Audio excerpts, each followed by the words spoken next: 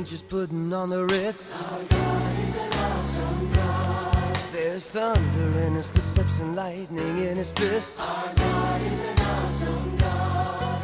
And the Lord wasn't joking when he kicked him out of Eden. It wasn't for no reason that he shed his blood. His return is very close, and so you better be believing that our God is an awesome God.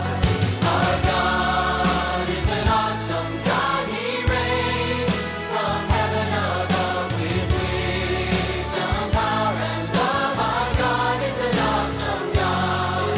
Our God is an awesome God. He reigns from heaven above with wisdom, power, and love. Our God is an awesome God.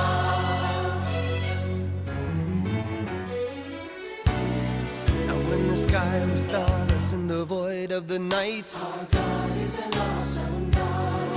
he spoke into the darkness and created the light. Our God is an awesome God. In judgment and wrath he poured out on Sodom. A mercy and grace he gave us at the cross. I hope that we have not too quickly forgotten that our God is an awesome God. Our God